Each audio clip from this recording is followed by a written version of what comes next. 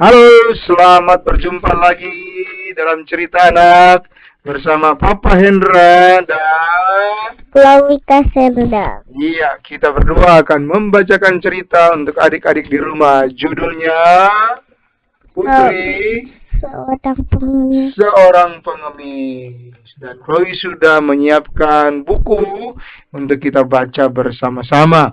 Adik-adik, ada seorang anak putri ya, namanya adalah Fatum. Ya, Fatum memiliki ibu yang menjadi pengemis karena ayah mereka sudah meninggal.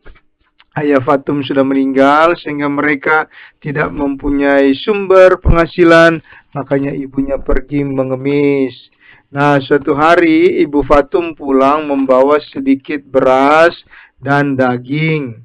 Dia berkata kepada Fatum, apa? Fatum, masaklah ini. Masaklah ini. Fatum pun memasak dengan sukacita.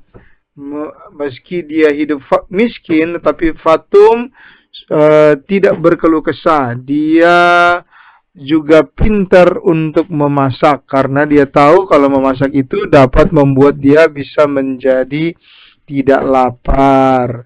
Sementara Fatum memasak, ibunya berkata, "Anakku, aku akan pergi lagi untuk bisa mendapatkan makanan bagi kita esok hari." "Baik, Bu," kata Fatum. Lalu ibu Fatum pergi dan Fatum kemudian memasak. Selesai Fatum memasak, datanglah seorang ibu yang berkata, "Tok, tok, tok. Nak, minta makan." Emangnya kenapa ibu kok nggak makan? Saya adalah pengemis. Oh, ibu pengemis juga, sama dong. Tapi meskipun kita sama, Fatum punya makanan buat ibu. Ayo masuk, masuk, masuk. Dan makanlah makanan ini. Terima kasih, Nak. Kamu sangat baik. Terima kasih juga ibu sudah datang ke rumah Fatum. Silakan dimakan. Jangan ragu-ragu. Fatum pun memberikan makanan itu dan mempersilakan ibu itu untuk masuk. Ibu itu lapar sekali. Dia makan sampai habis makanan Fatum. Lalu habis makan, ibu itu pergi. Dan datanglah ibunya Fatum ke rumah Fatum. Lalu ibu Fatum berkata, "Fatum, mana makanan kita, Nak?" Aduh ibu, tadi ada seorang pengemis datang dan Fatum kasih semua makanan kita ke ibu itu." Mamanya Fatum hampir marah dan bilang gini, "Tidak apa-apa, Nak. Kita seorang pengemis dan kita harus berbagi." Iya, meskipun kita seorang pengemis, tapi kita harus tetap berbagi. Kita harus punya kasih kepada orang lain. Apalagi dia membutuhkan, tidak apa-apa kita kasih. Nanti kita akan diberkati oleh Tuhan. "Oh, terima kasih ibu. Saya pikir ibu mau marah sama saya," kata Fatum. "Tidak anakku," kata ibunya Fatum. "Nah, ini ada lagi makanan yang ibu bawa. Nah, kamu masak saja. Nanti kita makan bersama-sama." "Baik, Bu." Fatum pun pergi ke dapur dan memasak kembali. Sehabis makan, Fatum dan ibunya beristirahat. Keesokan harinya, ibu Fatum pergi lagi ke tempat biasa dia mengemis, yaitu di depan gerbang istana. Setelah dia duduk di sana, tak lama kemudian ibu Fatum sakit dan meninggal. Orang-orang tidak tahu di mana rumahnya ibu Fatum. Lalu orang-orang kemudian menguburkan ibu Fatum tidak jauh dari tempat dia mengemis, yaitu dekat dengan gerbang istana. Di rumah, Fatum menunggu ibunya kok tidak pulang-pulang. Akhirnya Fatum menyusul ibunya.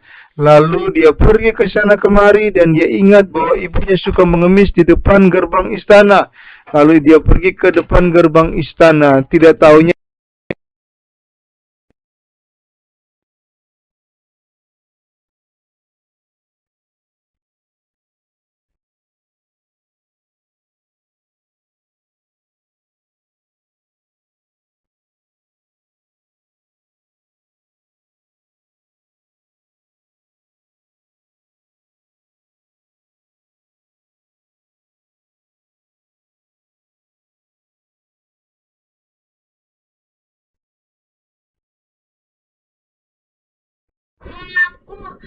Ibu ada di sini, Nak.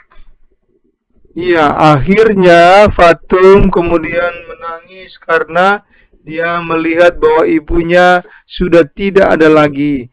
Akhirnya Fatum pun pulang ke rumahnya sambil menangis.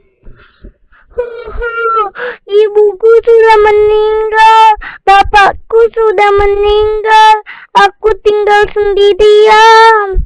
Tangisan Fatum sampai ke raja dan raja bertanya, "Kenapa anak itu menangis?"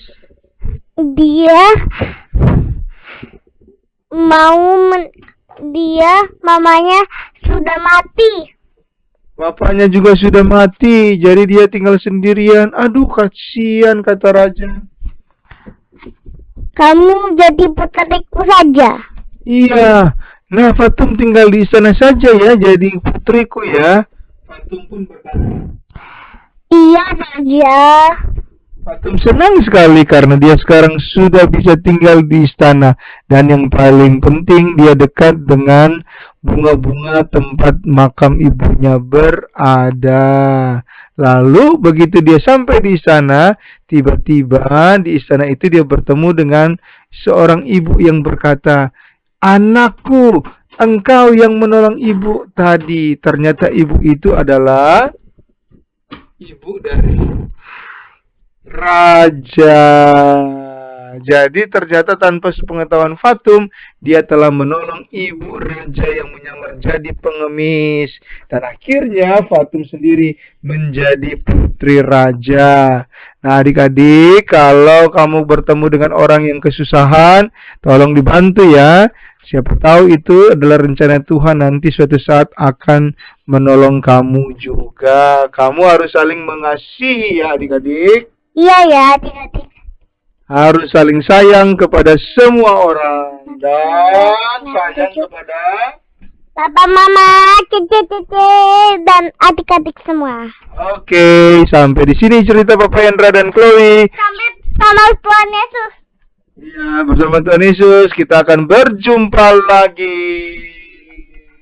Dadah. Dadah. Sip.